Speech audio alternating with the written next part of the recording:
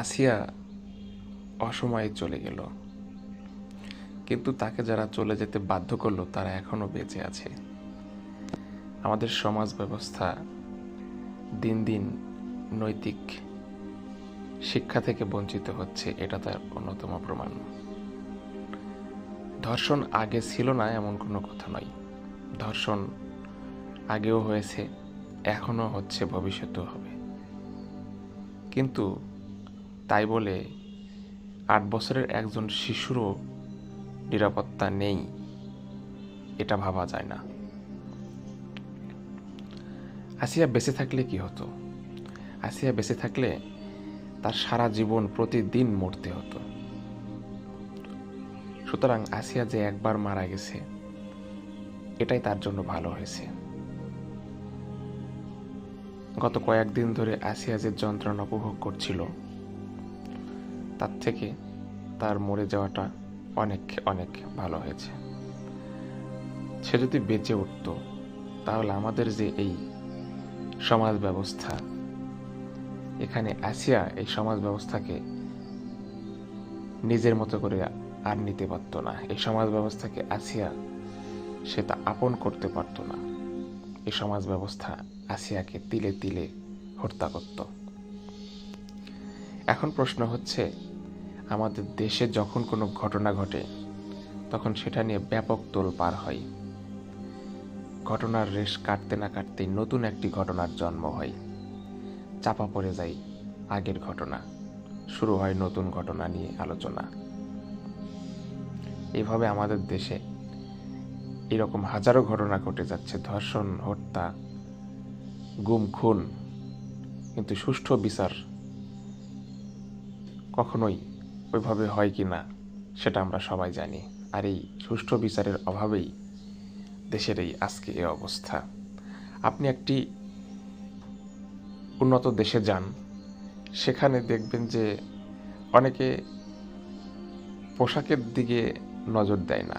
অনেকে বলেন যে মেয়েদের পোশাক ধর্ষণের জন্য দায়ী। আসিয়ার ক্ষেত্রে কি সেটা ঘটেছে? ঘটেনি। মূলত ধর্ষণের জন্য পোশাক দায়ী হয় না। ধর্ষকের জন্য দায়ী যেটা হয় সেটা হচ্ছে নৈতিক শিক্ষা। আমরা যে শিক্ষা আমাদের জাতিকে দিতে পারিনি, যার জন্য ধর্ষণের সংখ্যা এত বেশি।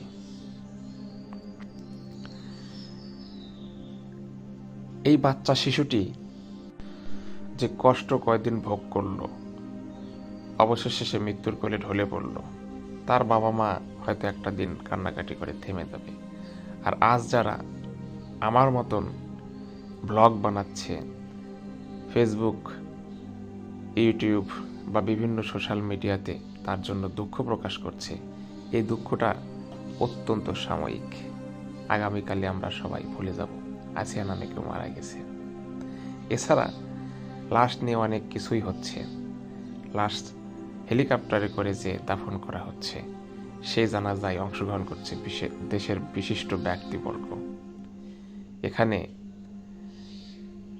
অন্য কোনো উদ্দেশ্য আছে কিনা বলা মুশকিল।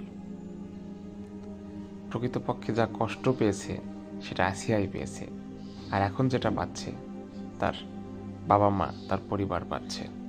এই কষ্টের ভাগিদার অন্য কেউ জাস্ট আমাদের দেশে লোক দেখানোর মতোই। কালকে আমরা সব ভুলে যাব, এরকম আসিয়ার ঘটনার মতন আরও নতুন ঘটনা ঘটবে, সেটার জন্য নতুন করে আবার শোকের সৃষ্টি হবে। কিন্তু বিচার বা যারা এই ঘটনাগুলো ঘটায় তাদের কি হবে, এটাই প্রশ্ন। আমাদের সমাজ ব্যবস্থা বড়ই বৈচিত্র্যময়। আমাদের সমাজ ব্যবস্থা, আসিয়ার মা বলেছিল যে তার সন্তান যদি বেঁচেও থাকে, এই সমাজ তাকে গ্রহণ করবে না। আসিয়ার মায়ের ভয় ছিল, তার থেকে আসিয়া চলে গেছে, হয়তো তার আম্মা বা তার আব্বার জন্য সেটাই ভালো হয়েছে।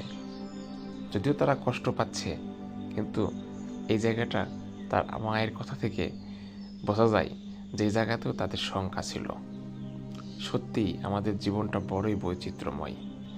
এখানে সবাই ভালো মানুষের ভান করে। ধন্যবাদ, ভালো থাকবেন।